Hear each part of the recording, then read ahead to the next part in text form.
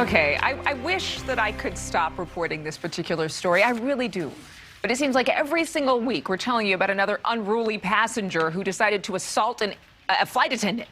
The latest incident happening on Saturday night on a Spirit Airlines flight into Nashville. A woman reportedly punched one flight attendant and pulled the hair of another.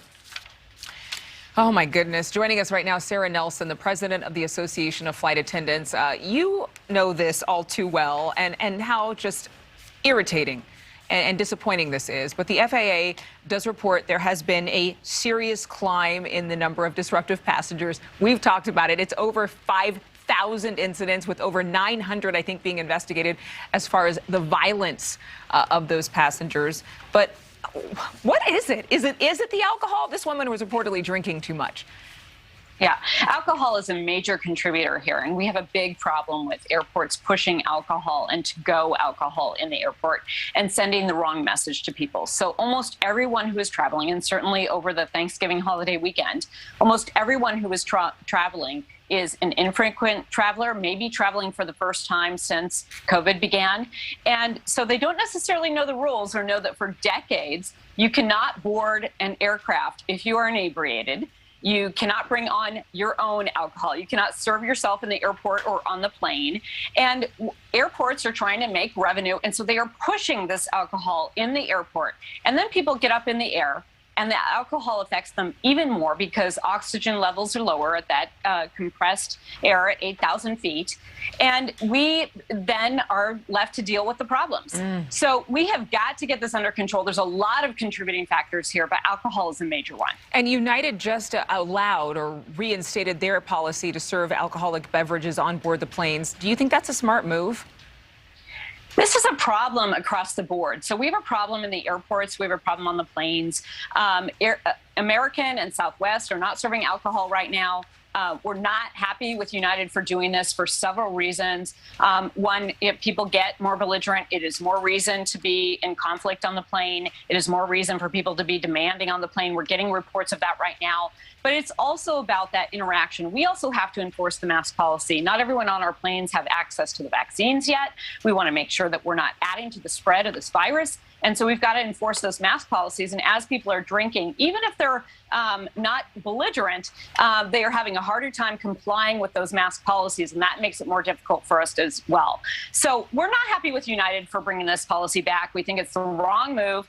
But we think that this is not just an airplane issue. This is also an airport issue. Yeah, it's almost like you have to ban alcohol throughout the entire terminal. Have you known of any flight attendants who've left the business because it's just too stressful? I mean, not everything that is upsetting is shown on television. Not everything that's upsetting reaches the height of disruptive passenger status. You guys are dealing with a lot of stress.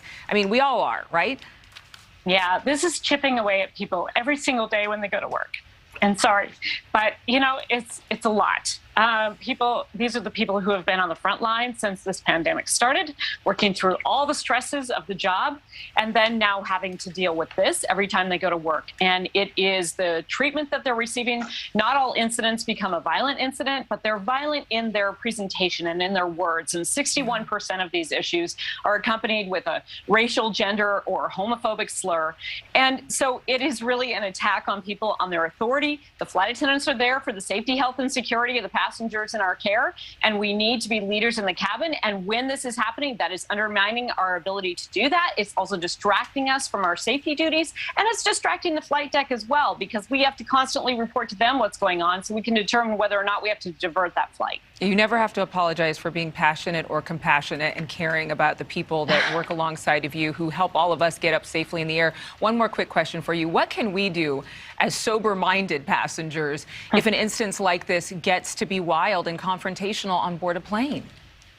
First and foremost, when you go to board a plane, please look up from your phone and say hello to the flight attendants. Let them know that you're paying attention. Right. Even just with that greeting, you can do that. When you see a problem start to arise, if you see someone swearing or acting a little angry, and you just see that something is starting to bubble up, be a good witness. Let a flight attendant know or an airport employee know about that so that we can get to that, assess the conditions, maybe leave the problems on the ground. or if we're already up in the air, get there as soon as possible so that we can try to de-escalate the situation. Don't engage yourself unless there is imminent danger or unless we ask you to help in some way, because you could inadvertently make the problem worse. But being a good witness, looking around and alerting us to any problems is the best thing that you can do. Making that eye contact, being friendly to the flight attendants and other gate agents and saying, listen, I'm with you. I'm with you. Yes, and setting that tone of kindness, it will change your whole experience. Thank you so much. Sara, it's always good to speak with you, and I wish you and all the flight attendants safety and peace as they travel, especially with all the folks who are traveling this holiday season. Thank you again. Thank you so much. Thank you so much for watching. Make sure to click on the red subscribe button below so you can get more of NewsNation's fact-driven, unbiased coverage.